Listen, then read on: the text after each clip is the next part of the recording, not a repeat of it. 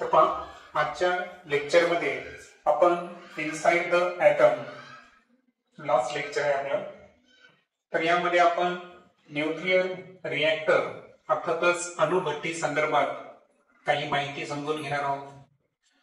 आता या अगोदर मी तुम्हाला सांगितलं आहे की काही नैसर्गिक मूलद्रव्ये अशी आहेत युरेनियम सारखे की जे स्वतःच काय बाहेर टाकतात, रेडिएशन म्हणजे किरणोत्सर्ग करत असतात.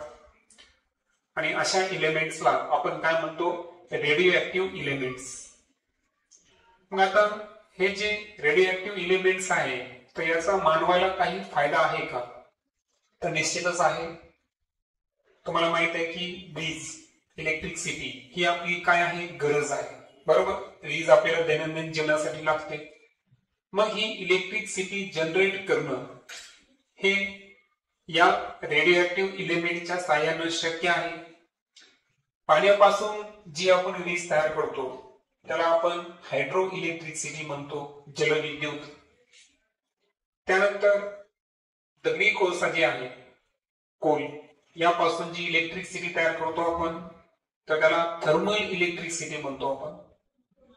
इवन सोलार एनर्जी म्हणजे सौर ऊर्जेपासून जी आपण वीज तयार करतो त्याला आपण सोलार इलेक्ट्रिसिटी म्हणतो.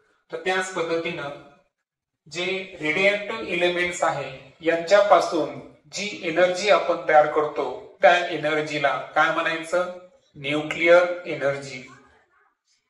आणि ही जी न्यूक्लिअर एनर्जी आहे हे कोणते ऍटम देऊ शकतात, तर ते ऍटम्स आहे रेडिओऍक्टिव्ह इलेमेंट्स. तर रेडिओऍक्टिव्ह ऍटम्स म्हणू आपण त्यांना.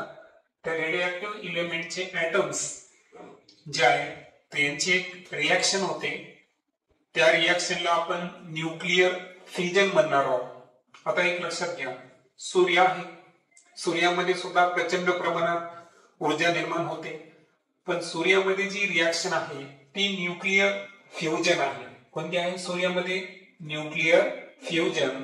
पण इथे आपण बघणार आहोत की आपण न्यूक्लिअर फ्युजन हे रिॲक्शन आपण न्यूक्लिअर रिॲक्टर मध्ये समजून घेणार आहोत. ठीक आहे, तर एक एक मुद्दा आपण समजून घेऊ.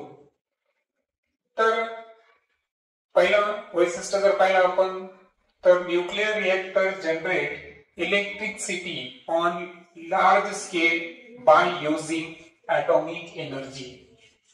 तर मी तुम्हाला सांगितलं की युरेनियम सारखे काही रेडिओऍक्टिव्ह इलेमेंट्स आहेत की या इलेमेंटच्या अणूमध्ये काय आहे, प्रचंड प्रमाणात ऊर्जा आहे. आणि या ऊर्जेच्या साहाय्यानं आपण इलेक्ट्रिसिटी म्हणजे विद्युत निर्माण करणे हे शक्य आहे. आणि या शक्य कशामुळे आहे, न्यूक्लिअर रिॲक्टर म्हणजे अणुभट्टीमुळे हे काय होतं, शक्य होतं.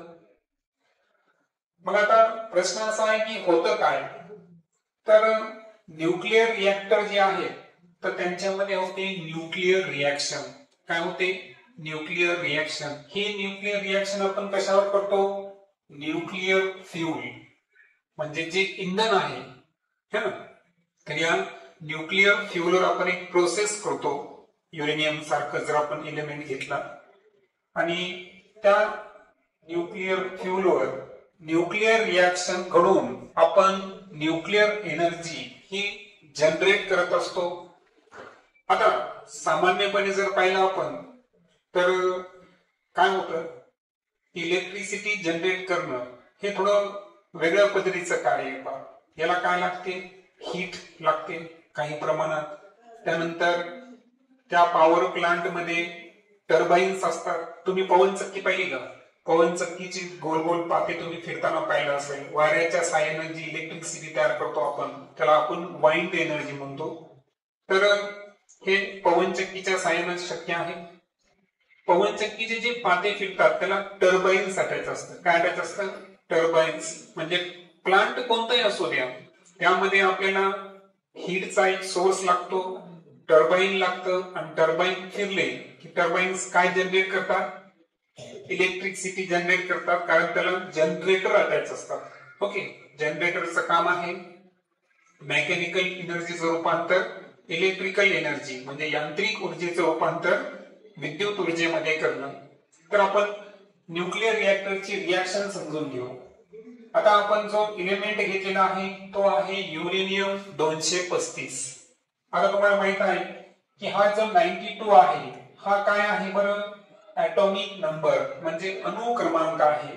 परंतु 235 जो आहे तो काय आहे युरेनियमचा, ॲटॉमिक मास नंबर म्हणजे त्याचा अणुवस्तुमानांक आहे. या अगोदर मी तुम्हाला सांगितलं होतं की ॲटॉमिक मास ही कोणाची बेरीज असते, प्रोटॉन आणि न्यूट्रॉनची काय असते, बेरीज असते. याचा अर्थ युरेनियम मध्ये हे जे 235 आहे हे प्रोटॉन आणि न्यूट्रॉनची काय आहे, बेरीज आहे. जर तुम्हाला युरेनियम मधल्या न्यूट्रॉनची संख्या काढायची असेल तर तुम्ही काय करणार, ॲटॉमिक मास नंबर मधून प्रोटॉनची संख्या काय करणार, वजा. मग आता मला सांगा की 235 आहे यामधून तुम्ही किती वजा करायले, 92 जर तुम्ही सबस्ट्रॅक्ट केले तर किती राहील बरं, 143. किती आन्सर आलं, 143 न्यूट्रॉन्स हे कोणामध्ये अवेलेबल आहे, युरेनियम मध्ये अवेलेबल आहे. म्हणजे न्यूट्रॉनची संख्या काढणं फार सोपं आहे. काय करायचंय, ॲटॉमिक मास मधून ॲटॉमिक नंबर तुम्हाला काय करायचं आहे, सबस्ट्रॅक्ट म्हणजे वजा करायचे आहे. आता या युरेनियमवर आपण न्यूट्रॉनचा मारा केला. पहा हे जे मी युरेनियमवर जो स्ट्राईक व्हायला आढळायला तो ऍक्च्युअल काय आहे, न्यूट्रॉन. आता न्यूट्रॉन एकच आहे म्हणून त्याचा ॲटॉमिक मास 1, मात्र त्याचा ॲटॉमिक नंबर असतो का, न्यूट्रॉनला ॲटॉमिक नंबर नसतो. त्याचं एका न्यूट्रॉनचा मास आपल्याला द्यायचा असेल तर एका आपण 1 लिहिणार. म्हणजे एका न्यूट्रॉनचा मारा आपण कशावर केला, युरेनियमवर केला. आता युरेनियमवर न्यूट्रॉनचा मारा केल्याबरोबर काय होतं की युरेनियम या न्यूट्रॉनचा स्वीकार करतो, म्हणजे तो त्याला ऍब्सॉर्ब करतो. काय करतो, ऍब्सॉर्ब करणे म्हणजे काय, शोषून घेणे. मग मला सांगा 235 मध्ये किती न्यूट्रॉन होते त्याच्याकडे, 143 न्यूट्रॉन आहे, बरोबर. सो आता यामध्ये एक वाढल्यामुळे आता 144 झाले आणि म्हणून आता त्याचा जो ॲटॉमिक मास नंबर आहे तो मास नंबर किती झाला, 236. म्हणजे 235 न एक न्यूट्रॉनचा स्वीकार केल्याबरोबर युरेनियम 235 चं रूपांतर युरेनियम 236 मध्ये झालं. क्लिअर. आता हे जे युरेनियम 236 मध्ये रूपांतर झालं ना, तर हा युरेनियम 236 हा हायली अनस्टेबल. हायली अनस्टेबल म्हणजे काय, खूप असा अस्थिर आहे. अस्थिर असल्यामुळे काय होतं की इथे या युरेनियम 236 च काय होतं, फ्युजन होतं. काय होतं, फ्युजन. शब्द का वापरला बरं मी, पहा शब्द पुन्हा एकदा लिहितो मी इथं, न्यूक्लिअर फ्युजन. फ्युजन आणि फ्युजन मधला शब्द लक्षात घ्या. सूर्यामध्ये काय होतं पहा, सन. सूर्यामध्ये होतं न्यूक्लिअर फ्युजन. कारण मला सांगा सूर्याचं इंधन काय आहे, हायड्रोजन. आणि 2 हायड्रोजनचे न्यूक्लिआय एकत्र येऊन कशाचं न्यूक्लियर तयार करतात, त्या ठिकाणी हिलियमचं न्यूक्लियर तयार करतात. तर 2 हायड्रोजनचे ॲटम एकत्र यायले, एकत्र येणे याला काय म्हणायचं, फ्युजन. काय म्हणायचं याला, फ्युजन. म्हणून सूर्यामध्ये जे होतं ते आहे न्यूक्लिअर फ्युजन. परंतु इथं काय व्हायला, आता युरेनियम पासून वेगवेगळे इलेमेंट तयार होणार. फ्युजन म्हणजे याचे तुकडे होणार. फ्युजनला आपण सोप्या शब्दात काय म्हणू, विखंडन होणे, केंद्रकीय विखंडन असं त्याचं मराठीमध्ये नाव आहे. मग या युरेनियम 236 चं न्यूक्लिअर फ्युजन झालं की पहिला जो इलेमेंट तयार होतो त्यापासून तो आहे Kr. Kr म्हणजे काय, क्रिप्टॉन. काय म्हणायचं याला, Kr जो आहे हा एक निष्क्रिय मूलद्रव्य आहे ज्याची संज्ञा आहे क्रिप्टॉन. ॲटॉमिक नंबर आहे 36, ॲटॉमिक मास नंबर आहे 92. त्यानंतर आणखीन एक इलेमेंट तयार झाला ज्याचं नाव आहे बेरियम. काय नाव आहे, बेरियम. बेरियमची संज्ञा आहे Ba, atomic number 56, atomic mass number 141. त्या व्यतिरिक्त हा अनस्टेबल युरेनियम 236 याचा जेव्हा न्यूक्लिअर फिजन होतं, ह्या फिजन मध्ये जे न्यूट्रॉन बाहेर पडतात, हे न्यूट्रॉन किती आहेत? 3 न्यूट्रॉन आहेत आणि प्लस इथे काही प्रमाणात नाही तर प्रचंड प्रमाणामध्ये वीज सुद्धा तयार होते, ज्याच्यासाठी आपण इलेक्ट्रिसिटी तयार करतो. तर पहा 20 मेगा इलेक्ट्रिक व्होल्ट. 1 ग्राम जर आपण युरेनियम घेतला, किती ग्राम सांगितलं मी तुम्हाला? 1 ग्राम. तर 1 ग्राम युरेनियमचं जर न्यूक्लिअर फिजन होत असेल तर त्यापासून 20 मेगा इलेक्ट्रिक व्होल्ट एवढी वीज तयार होऊ शकते. आता 20 मेगा इलेक्ट्रिक व्होल्ट म्हणजे किती? तर पहा, सॉरी इथं 200. सो 200 मेगा इलेक्ट्रिक व्होल्ट म्हणजे किती? तर 200 मिलियन्स जूल. काय शब्द वापरला मी? 200 मिलियन्स जूल. इतक्या प्रमाणामध्ये इथं ऊर्जा तयार करण्याची क्षमता ही कोणामध्ये आहे? युरेनियम मध्ये आहे.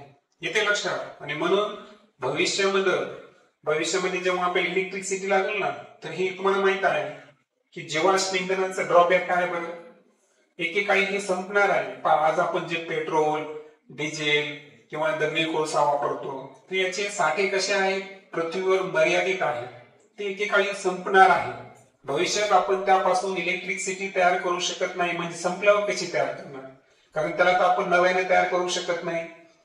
मग आता त्याला पर्याय म्हणून शास्त्रज्ञांनी हा मार्ग शोधलेला आहे की आपण जे युरेनियम सारखे रेडिएक्टिव्ह एलिमेंट्स आहेत, यांच्या अणूमध्ये असणारी जी कॅपॅसिटी आहे, म्हणजेच युरेनियम सारख्या मूलद्रव्याचं न्यूक्लिअर फिजन जर आपण केलं तर आपल्याला प्रचंड प्रमाणामध्ये काय मिळते? एनर्जी मिळते. आणि थोडक्यात सांगायचं तर 1 ग्राम युरेनियम पासून 200 मेगा इलेक्ट्रिक व्होल्ट इतक्या लार्ज प्रमाणामध्ये आपण एनर्जी ऑब्टेन करू शकतो. हे न्यूक्लिअर फिजन या रिएक्शनचं काय आहे? वैशिष्ट्य आहे. म्हणजे भविष्यात आपली विजेची समस्या जी आहे, हे अणुऊर्जा काय करू शकतो? फुलफिल म्हणजे पूर्ण करू शकतो. आता हे पाहिल्यावर आता न्यूक्लिअर रिएक्टर म्हणजे अणुभट्टीमध्ये ही अभिक्रिया घडून येत असते. आता ही अभिक्रिया जी आहे ना, ही काही साधी अभिक्रिया नाही. पहा, लक्षात घ्या. कारण तुम्ही ऐकलं असेल की जे ॲटम बॉम्ब आहेत, अणुबॉम्ब, तुम्हाला माहित असेल की दुसऱ्या महायुद्धाच्या दरम्यान 6 ऑगस्ट 1945 ला जपानच्या हिरोशिमा आणि 9 ऑगस्ट 1945 ला जपानच्या नागासाकी या शहरावर अमेरिकेनं दुसऱ्या महायुद्धाच्या दरम्यान जपानच्या या शहरावर काय टाकले होते? अणुबॉम्ब टाकले होते. तर त्या अणुबॉम्बचे जे परिणाम आहेत ते आपण आजही बघतोय, बरोबर? कारण ओव्हरऑल जर पाहिलं तर त्यावेळेस कितीतरी लोक मृत्युमुखी पडले, कित्येक लोकांचं शरीर भाजल्या गेलं, कित्येक लोक जे आहे अपंग झाले. म्हणजे हे का झालं? कारण ॲटम बॉम्ब जे आहे तर त्याच्यामध्ये कोणती एनर्जी होती? ॲटॉमिक एनर्जी होती. आणि म्हणून लक्षात ठेवायचं आहे की न्यूक्लिअर रिएक्टर मध्ये वीज तयार करताना ती रिएक्शन कशी पाहिजे? कंट्रोल्ड चेन रिएक्शन म्हणजे नियंत्रित शृंखला अभिक्रिया असते. मग त्यासाठी आवश्यक काय आहे? आता एक लक्षात घ्या, या अगोदर मी जे तुम्हाला सांगितलं, आता हे जे 3 न्यूट्रॉन या ठिकाणी बाहेर पडले, हे शांत बसतात का? नाही. यांना ऍब्झॉर्ब करणारे कोण आहे? आणखीन युरेनियम असतात. म्हणजे हे 3 न्यूट्रॉन आणखीन 3 वेगवेगळ्या युरेनियम 235 ला काय करतील? हिट करतील. आणि ही प्रक्रिया चालूच असते. ही का संपणारी आहे का? नाही. याला श्रृंखला अभिक्रिया म्हणतात. आणि म्हणून ही चेन रिएक्शन कंट्रोल करण्यासाठी काय महत्वाचं आहे? तर याच्यात बाहेर कोण पडायले? 1 न्यूट्रॉन दिला तर किती न्यूट्रॉन बाहेर पडायले? 3. ते आणखीन 3 वेगळ्या युरेनियमला हिट करतील. आणि म्हणून जी न्यूट्रॉनची संख्या आहे त्याची जी स्पीड आहे म्हणजे तिचा जो वेग आहे तो कमी करणे महत्वाचं आहे. दुसरं, decrease the number of neutrons. तर थोडं चुकलेलं आहे. So decrease the number of neutron म्हणजे न्यूट्रॉनची संख्या आणि न्यूट्रॉनची गती या दोन्ही गोष्टी कंट्रोल करणं हे चेन रिएक्शन मध्ये फार महत्वाचं असतं. आता कंट्रोल रिएक्शन जी आहे तर त्यामध्ये काही प्रोव्हिजन आहे पहा, म्हणजे न्यूक्लिअर रिएक्टर जे आहेत ना त्यामध्ये बऱ्याच गोष्टी कंट्रोल, आपल्या न्यूट्रॉनची संख्या कमी करायची आहे, स्पीड कमी करायची आहे, चेन रिएक्शन कंट्रोल करायची आहे. मग यासाठी काही इसेन्शियल गोष्टी लागतात. त्यामध्ये पहिला आहे मॉडरेटर. मॉडरेटर काय करतो बरं, reduce the speed of neutron, म्हणजे न्यूट्रॉनचा वेग मंदावण्याचं कार्य कोण करतो, मॉडरेटर. मॉडरेटर कोण असू शकतो पहा, ग्राफाइट किंवा हेवी वॉटर. पहा ग्राफाइट कार्बनचा एक ॲलोट्रॉफिक फॉर्म आहे पहा, कार्बन माहित असेल तुम्हाला. कार्बन जे आहे ना हे 3 रूपामध्ये आढळतं. आता हे कार्बनचे आयसोटोप वेगळं बघा बरं. पहा कार्बनचे मी तुम्हाला 3 आयसोटोप सांगितले होते. कोणते कोणते, C12, C13, C14. हा एक वेगळी कन्सेप्ट आहे. पण कार्बनचे 3 ॲलोट्रॉफिक फॉर्म पहा. ॲलोट्रॉफिक फॉर्म म्हणजे काय, कार्बनची अभिरूपे म्हणू आपण त्याला, वेगवेगळे रूप. तर ते 3 आहेत पहा. कार्बनचं सर्वात शुद्ध रूप असतं पहा डायमंड, दुसरा असतं ग्राफाइट आणि तिसरा असतं फ्युलरन. हे असे कार्बनचे 3 ॲलोट्रॉफिक फॉर्म आहेत. पैकी कार्बनचा आपण सेकंड ॲलोट्रॉफिक फॉर्म घेऊ, कोणता, ग्राफाइट. तर त्याचा वापर मॉडरेटर मध्ये न्यूट्रॉनचा वेग कमी करण्यासाठी होतो. आणि दुसरा आहे हेवी वॉटर. आता हेवी वॉटर काय आहे, ऑक्सिजनचे मी तुम्हाला 3 आयसोटोप सांगितले होते. एक आहे ऑक्सिजन 16, दुसरा आहे ऑक्सिजन 70 आणि तिसरा आहे ऑक्सिजन 18. तर ज्यामध्ये ऑक्सिजन 18 हा हेवी आयसोटोप असेल त्या वॉटरला आपण काय म्हणतो, हेवी वॉटर. याचा सुद्धा इथे यूज केला जातो. त्यानंतर दुसरा आहे कंट्रोलर, त्यामधलाच एक पार्ट न्यूक्लिअर रिएक्टर मधला. याचं काम काय आहे पहा, absorb neutrons by rods of boron, cadmium and beryllium. तर पहा म्हणजे न्यूट्रॉनची संख्या कंट्रोल करण्यासाठी कंट्रोलर म्हणून आपण कोणाकोणाचा वापर केला, बी फॉर बोरॉन, त्यानंतर सीबी ही कोणाची संज्ञा आहे, कॅडमियम, आणि तिसरा आहे बीई अर्थातच काय आहे, बेरिलियम. त्यानंतर न्यूक्लिअर रिएक्टर मध्ये प्रचंड प्रमाणामध्ये हीट जनरेट होते पहा, आणि हीट कंट्रोल करण्यासाठी कशाची आवश्यकता असते, शीतक, ज्याला आपण कूलंट म्हणू. मग कूलंट म्हणून आपण कोणाचा वापर करणार, तर आपल्याला माहिती आहे बेस्ट चॉईस काय असते हीट कंट्रोल करण्याचं, ते असतं वॉटर. ओके, सो वॉटर स्वतः काय करतो, हीट ऍब्झॉर्ब करून स्वतः त्याचं रूपांतर वॉटर वेपर मध्ये करू शकतो, कारण पाण्याचा बॉइलिंग पॉइंट किती आहे, 100 डिग्री सेल्सिअस.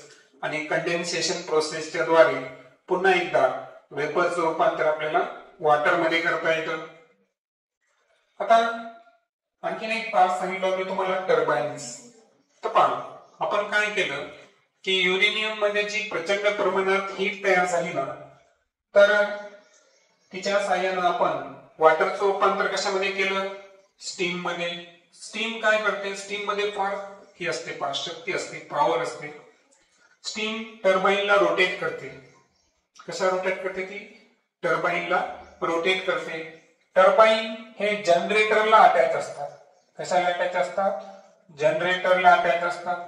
आणि जनरेटरला अटॅच असल्यामुळे टर्बाइन फर्दर त्याच्या साह्यानं काय तयार करतात, इलेक्ट्रिसिटी तयार करतात. आणि अशा पद्धतीनं ॲटॉमिक एनर्जी प्लांट मध्ये आपण ॲटॉमिक एनर्जीच्या साह्यानं फायनली काय तयार केली, इलेक्ट्रिसिटी म्हणजे वीज तयार केली. याला आपण अणुविद्युत म्हणू. काय म्हणू आपण याला, अणुविद्युत म्हणजे ॲटॉमिक एनर्जी. फायनली काही इम्पॉर्टंट पॉइंट्स आपण पाहू. आता तुमच्या मनामध्ये प्रश्न असेल की भारतामध्ये अशी न्यूक्लिअर रिएक्टर म्हणजे अणुभट्ट्यांची संख्या किती आहे, तर किती आहे, 22. त्यानंतर न्यूक्लिअर स्टेशन किती आहे, म्हणजे ह्या ज्या 22 अणुभट्टी आहेत ह्या किती न्यूक्लिअर स्टेशन म्हणजे अणुसंशोधन केंद्र किती आहेत भारतामध्ये, तर किती आहेत एकूण 8. तर 8 न्यूक्लिअर स्टेशन मध्ये एकूण 22 न्यूक्लिअर रिएक्टरचे प्लांट आज रोजी इंडियामध्ये अवेलेबल आहे. त्यामध्ये फर्स्ट न्यूक्लिअर रिएक्टर जे आहे, पहिली अणुभट्टी, तिचं नाव काय आहे, अप्सरा. ही कुठं आहे, BARC मुंबई. BARC चा लॉंग फॉर्म काय आहे, भाभा ॲटॉमिक रिसर्च सेंटर, बरोबर. तर तुम्ही जर विशिष्ट परवानगी काढून बघू आपण भविष्यामध्ये की आपल्या शाळेची शैक्षणिक सहल जी आहे ती या ठिकाणी येण्याचा आपण प्रयत्न करू आणि तिथे तुम्ही प्रत्यक्ष बघू शकता की कशा पद्धतीनं न्यूक्लिअर रिएक्टर हे कार्यान्वित होत असतात. ते आहे मुंबईमध्ये आणि त्याची स्थापना केव्हा झालेली आहे, 4 ऑगस्ट 1956 म्हणजे 4 ऑगस्ट 1956 या दिवशी अप्सरा ही अणुभट्टी कार्यान्वित झाली. त्यानंतर element having large reserves in India, thorium 232 म्हणजे भारतामध्ये कोणत्या रेडिओएक्टिव्ह मूलद्रव्याचे सर्वात जास्त साठे आहे असा प्रश्न जर तुम्हाला विचारला, तो मूलद्रव्याचा आयसोटोप कोण आहे, थोरियम 232. आता फ्युचर प्लॅन काय आहे इंडियाचा, तर इंडियाचा फ्युचर प्लॅन काय आहे की आपल्याकडे युरेनियमचे साठे कमी आहेत मात्र थोरियमचे जास्त आहे. तर शास्त्रज्ञांचा प्रयत्न चालू आहे की थोरियम वर काही प्रोसेस करून आपल्याला त्याचं रूपांतर जर युरेनियम मध्ये करता आलं, कोणत्या युरेनियम मध्ये, युरेनियम 233 मध्ये जर करता आलं तर भविष्यात आपण लार्ज स्केल मध्ये इलेक्ट्रिसिटी जनरेट करू शकतो. त्यासाठी मग फ्युचर प्लॅन आहे production of uranium 233 from thorium 232 म्हणजे थोरियम 232 पासून आपल्याला का तयार करायचं आहे, युरेनियम 233 तयार करायचा आहे. आता हे तुमच्या बुक मध्ये आहे, पण जेव्हा मी गुगलवर सर्च केलं तर काही इन्फॉर्मेशन समोर आली. पण ती इन्फॉर्मेशन तुम्हाला सांगतो की थोरियम पासून जे युरेनियम 233 तयार करायचं ना, ही थोडीशी एक क्लिष्ट प्रक्रिया आहे. त्या प्रक्रिया म्हणून आपण थोरियम फ्यूल सायकल, यामध्ये थोरियम 232 जे आहे ना त्याच्यावर न्यूट्रॉनचा जर मारा केला तर त्याचं रूपांतर अगोदर कशामध्ये करायचं, थोरियम 233 मध्ये. त्यानंतर बीटा डीके म्हणजे बीटा रेसच्या साइनला इथं डिकेइंग प्रोसेस होते, म्हणजे डिकेइंग म्हणजे काही भाग नष्ट करणे, आणि थोरियमचं रूपांतर हे कशामध्ये होईल, प्रोटेक्टियम 233. प्रोटेक्टियम या मूलद्रव्याची संज्ञा आहे Pa, त्यामध्ये रूपांतर, पुन्हा एक डिकेइंग प्रोसेस होणार आणि या डिकेइंग प्रोसेस पासून फर्दर काय तयार होणार, युरेनियम 233. तर हे एक सायकल मी तुम्हाला एक सांगितली कशासाठी, तुम्हाला माहित पाहिजे की थोरियम फ्यूल सायकल या मेथडने हे शक्य आहे की आपण एका मूलद्रव्याच्या आयसोटोपचं रूपांतर हे दुसऱ्या मूलद्रव्याच्या आयसोटोप मध्ये करू शकतो. सो या ठिकाणी आपला इनसाइड द ॲटम हा चॅप्टर संपलेला आहे.